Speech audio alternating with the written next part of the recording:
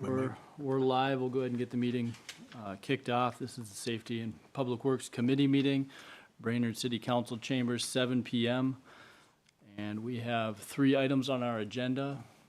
First of which is to approve a final payment of Improvement 2502, 2025 large patching project. And Public Works Director Habegorst, please. Thank you, Mr. Chair. I'm going to turn this over to Jesse and all the other ones. I have to go down to P&F and present one topic. So, Jesse? Thank you, Mr. Chair. So staff has a recommendation to the council to accept final payment for the 2025 large patching project. We've attached the original proposal, which was $49,940. In the invoice, Henderson Brothers was requesting an additional payment of $4,000 from additional mix that they utilized on the project. Staff is not recommending the extra materials be granted, I suppose. So staff's recommendation is to just approve final payment in the original amount of $49,940, but we do have both options on the agenda for you to consider. All right, thank you very much. Any questions or comments regarding this item? I'd just like to thank staff. I appreciate their recommendation. It's unfortunate that they didn't contact us, because I think if everything was done properly, they probably, at least in my opinion, we'd be recommending that they get paid that additional funds. So I think we're doing the right thing if the motion is to follow staff's direction, which I'm willing to make unless there's something else. I was just going to add a similar comment. I appreciate that staff kind of took this approach, and I like the, I'd be willing to support the option number 1 to approve the initial final award amount. Is there such Staff's a motion? recommendation. I'll second. All right, there's a motion and a second. Any further discussion? Hearing none, those in favor say aye. Aye. Aye. And those opposed, same sign. Hearing none, of course, motion carried. All right, thank you very much. And then our second item, I'm flying blind here. My phone's dead and I can't find the bookmark here, so I gotta rely on the big screen here. Do you want So that? our-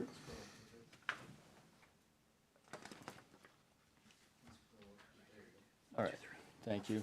So our second item to discuss sanitary sewer lining priority areas, and Engineer Dean.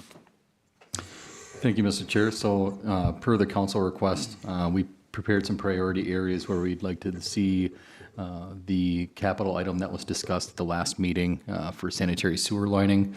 So we indicated a few different areas, attached some maps for reference.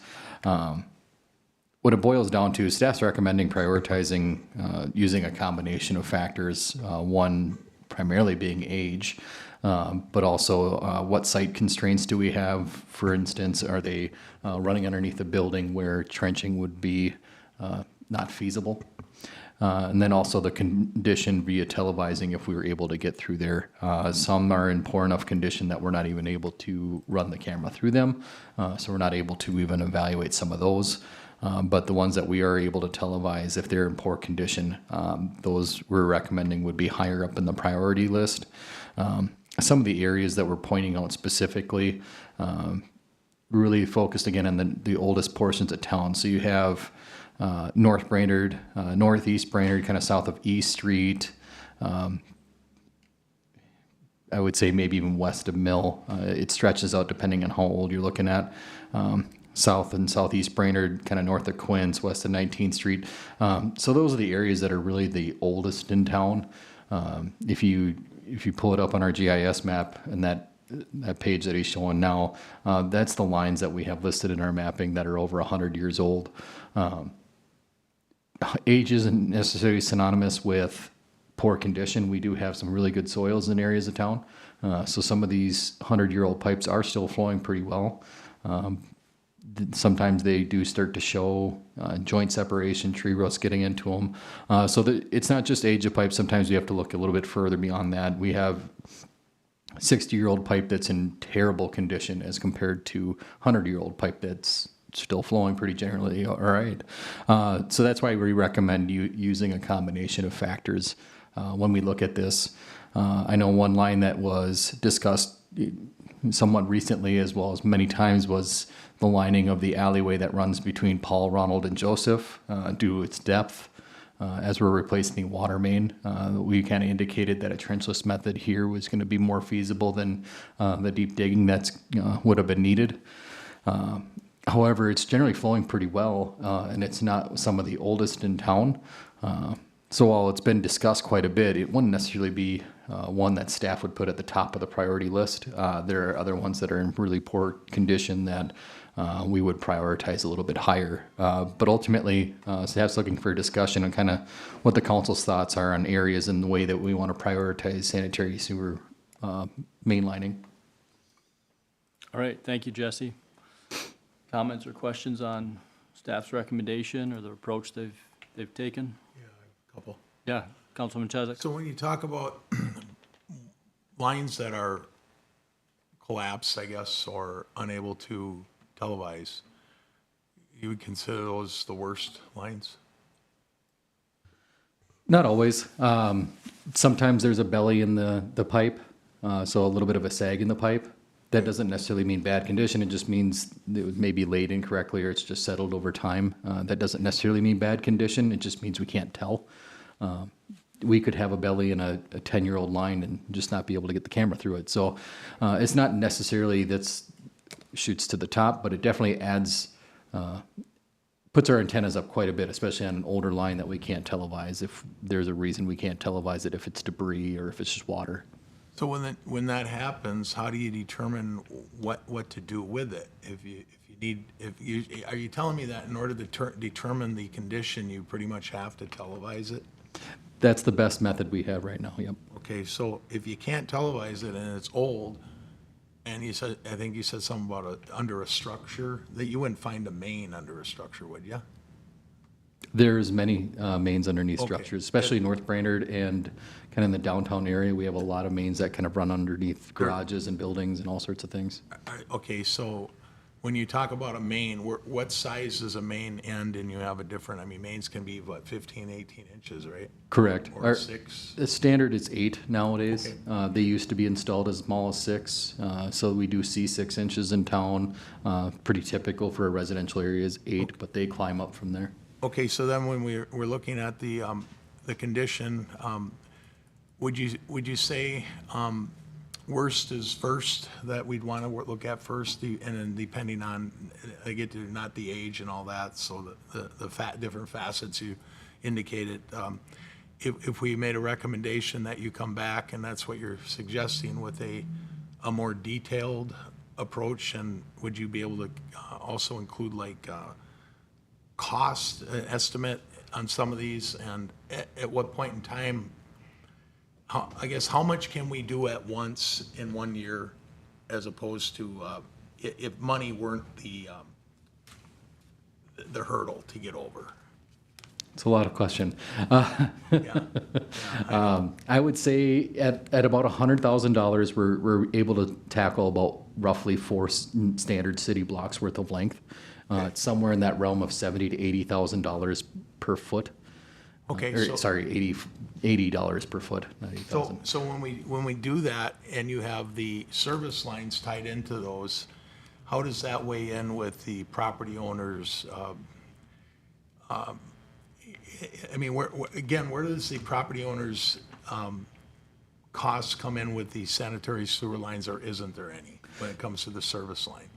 They own the service line from the main. That is their responsibility. We Okay. do replace out to the right of way as part of our reconstruction projects, but that's to prevent somebody that has to replace their sewer line from having to get into the new street. But in general, the ownership is to the main. When they come through and do a lining project, they do have a mechanism to go through and cut out those service lines throughout. We can't mandate that they replace their line, though, can we? No, we can't. Okay. We can control the stuff within the right of way, but the stuff outside of it would be their requirement. Is there any way that if we were gonna do a project, we notify them and then is it up to them to get an inspection, to see what the condition is, to see if they'd want to? It'd be advantageous for them to do it at a similar time, wouldn't it? We typically do that prior to reconstruction projects we've been in the practice, especially starting this year, of indicating who our subcontractors are on projects. So that way, if somebody has a concern on one of their service lines, this may be an advantageous time for them to look at getting that replaced, since we have a contractor doing similar work. Okay.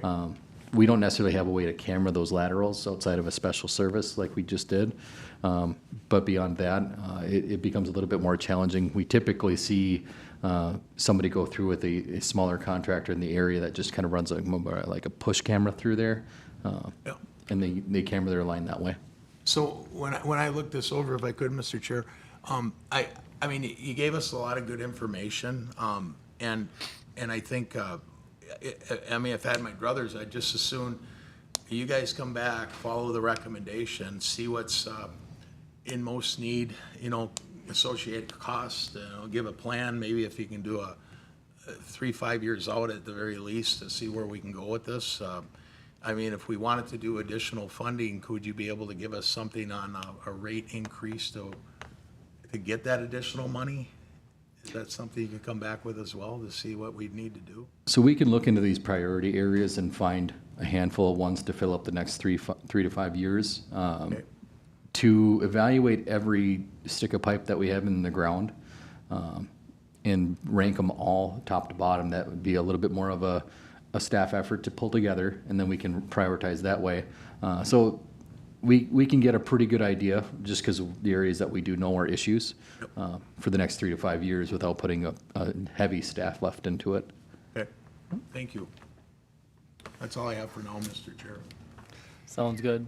I just wanted to comment too, and I like how staff of you laid this out, to kind of the last point you made. You could come with a list of prioritized areas, streets that, with the sewers that need to be replaced. But based on this criteria, you could have one that something unforeseen happens, and then now that's not your top priority. Then we have to justify why we're pulling that one up. So I kind of like how you've put together more of a criteria versus a list of projects to check down. That way, we really have some flexibility that we're executing a criteria evenly, and we're able to respond to different, conditions as they, age or, age kind of faster. So, you comment there? If I can just tie into that, that's kind of why we recommend the combination, because if there's any that are like accessible within an alleyway that we can get down and repair, even though it might be in poor condition, it may not be something that we would want to prioritize over an area that's maybe not quite as in poor condition, but runs underneath the garage. So if there's a collapse, there's nothing that we're going to be able to do to replace it without getting underneath a structure. So being able to have that flexibility to, just because one's in more poor condition, the one next door could be more of a priority for lining, depending on if our maintenance would even be able to touch it if something there to happen. Thank you. So this one is, of course, just a discussion item. So do you feel like you have enough direction from the discussion we've had to kind of continue moving forward? I don't know that we need a motion. I do. I'll make one. And we bring to council a recommendation that staff comes back with a more of a plan, include funding potential if it's something they can look at. I know you said that we can handle it, but yeah, my motion would be to request staff to come back with I forget what your recommendation, could you read your recommendation to me real quick? I've got it here. Okay. The discussion on the areas and prioritization of the sanitary sewer main lining program. That's the recommendation? They have a staff. Right? Yes, sir, Mr. Chair. We were looking for direction from the council at this point of how you wanted us to prioritize, and if you agreed with the areas that we were looking at, kind of top of mind. We can refine a more substantial list for the next 3 to 5 years if that's what the council Yeah, wants us to do. okay. To what I'm getting at is, I would rather staff come back with a recommendation how to proceed in following what their criteria is, in the best way they see fit, and then give us that recommendation. That'd be my motion to come, bring the council, essentially following the staff's recommendation here. And I'll second that, and then, of course, motion second to further discussion then. And I think that's a logical progression, though, you know, staff's, given their recommendation of looking for additional discussion about the criteria they've put together, your motion kind of gives them a little bit more, more direction than even what they're asking for, so. We'll put it to a vote. Those in favor say aye. Aye. Aye. Those opposed, same sign, and motion carried. Can I ask a quick question on that? Yeah, you bet.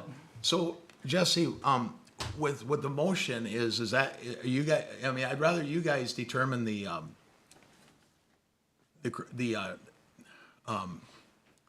different elements and decide what you think is best, as opposed to I'm stating, I don't want to tell you what I think is best. That's why we hire you guys. If I mean, you get that, right? Yes, sir, Mr. Councilman. Yep. Okay. That's where I was going with that, so. Sounds great. Thank you. That brings us to our last item, and that is discussion of scope of work topics for 2026 Southeast Brainerd Reconstruction Project. Engineer Dean.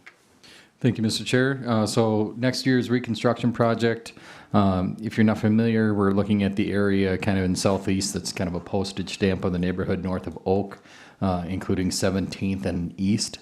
So a handful of blocks in there. There's a few scope of work items that we wanted to get council direction on before we enter the neighborhood meeting. We wanted to get some ideas from the council what they'd like us to present to. There were some items in here that we really wanted to look at closely.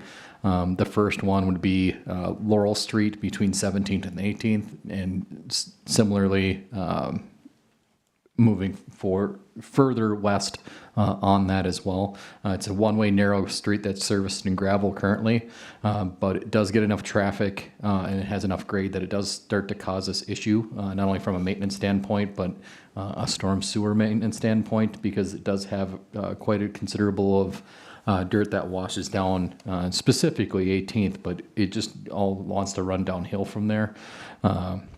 So one thing that we are recommending as staff is, because of the number of access and issues, we're recommending a paved surface on that stretch of Laurel.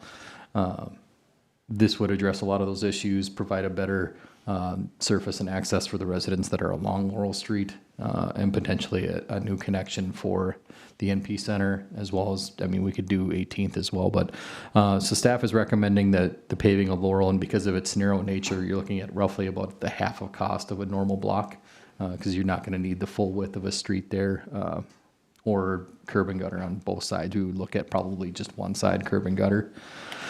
Another item would be Maple Street from 18th to 19th. It's gravel surfaced now, while the rest of the area to the west of here is paved.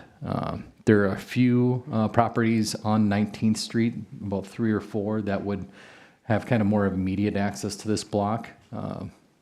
Maybe a couple that could go to the north and utilize it. We don't anticipate that it gets much of the traffic out of there at all. Right now, we do have issues again with maintenance. It is an area that we have to grade on a somewhat regular basis, as well as rebuild with gravel. But during heavy rain events, we do have that gravel washing down into the low point at 18th Street and further into the wetland, which is something that we would have to dig that gravel out. With that washing into the wetland area, it does back up stormwater because it wants to run into that wetland. So 18th can get pretty deep pretty quick. So staff is recommending that we could just remove that chunk of gravel road, maybe about 2/3 of it. There's a couple maintained properties on the far east end. We would recommend maybe leaving it in place for those folks there to have kind of access in and out of their property on the north and south side. And then that will also provide our utility for having access to an electric cabinet that's about 1/3 of the way in from the west end. Removal of the road would just essentially be excavation down a few feet. This would have a little bit of impact for some private utilities, but it's something that we can coordinate them with them if that's the direction of the council. This would also help combine the two wetlands and provide more stormwater treatment throughout the area. And then finally, some sidewalk. I called out sidewalk on Norwood specifically, but it would expand a little bit into more areas to discuss. So right now, the sidewalk on the north and south sides of Norwood dead ends on 18th Street.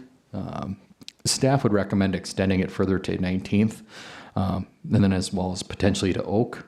If you look at the attached walkable, bikeable map, you can kind of see the two priority areas of sidewalk on 17th and 19th, which are not there currently. We can add those to the project as well as extending the 18th to 19th, which is not shown on the map. But that would eliminate kind of two dead ends if you were to extend the 19th one. So that would be staff's recommendation, is to include sidewalk on all three of those different blocks. So ultimately, staff is requesting direction from the council how we want to kind of proceed further, what they'd like to see presented to some of the residents in the area, and address comments that way. Fantastic, thank you. And with the 10 minutes we have remaining, any discussion or questions or comments on this recommendation comprised of the three components? I'd like a little more information on you said it's a one block of Maple, I believe, you're looking at removing? Is that what I read? Yes, sir. And it's between 17th and 19th. That's 2 blocks. Well, the 18th Maple and portion is between 18th and 19th, but Jesse, you probably got a better answer. That's wanna correct. elaborate on that a Between little bit? 18th and 19th is the gravel section. Yep. West of 18th is paved. Say that again, last part again? The west of 18th on Maple is paved. West of 18th, okay. So you Maple go- Street, you everywhere cross except for 18th that one block. You cross 18th on Maple and you're on gravel for a block. That is correct. Okay, and you're suggesting removing that? Yes, sir. At least about 2/3 excavated down to kind of connect those two wetlands that are on the north and south side. Okay, and then property owners on that street? So on the north side, the city owns about 2/3 of that block, and then the last eastern third is privately owned. On the south side, the same owner owns the entirety of the block. And what would their mode of getting, do they use alley, do they use, how do they, if there's no street, what do they use?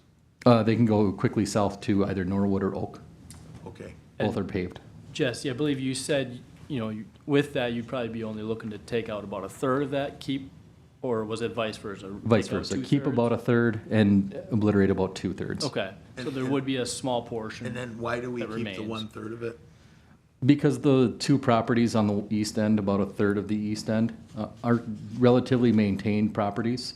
So by keeping that kind of gives them the ability to access off of there to their properties.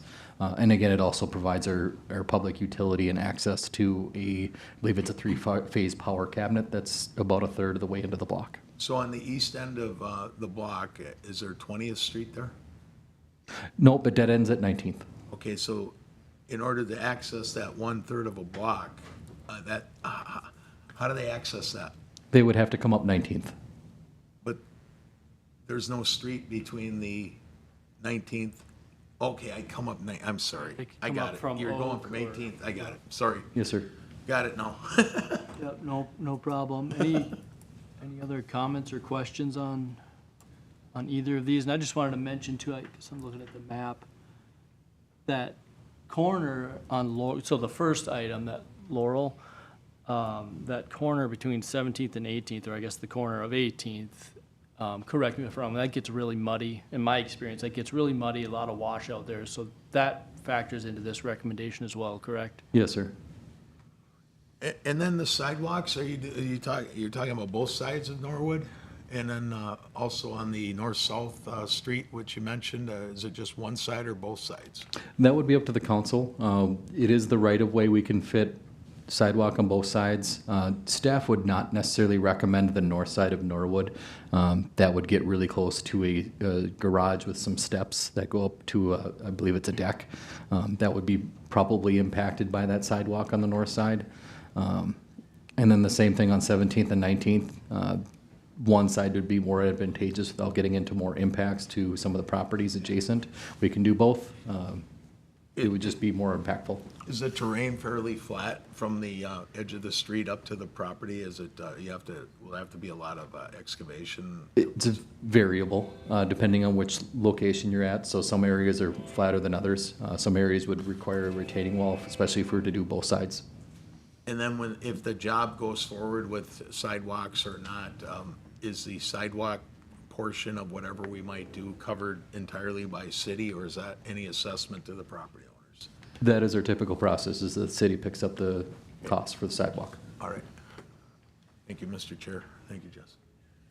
You bet, thank you, and thanks, Jesse. Any other questions or comments or discussion on any of these items?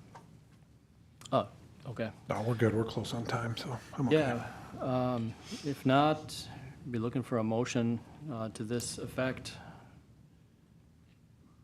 It was really just a discussion item, right? Discussion, and we'd like some direction from the council so that we have an idea of what we should be presenting to folks that are attending tomorrow's meeting.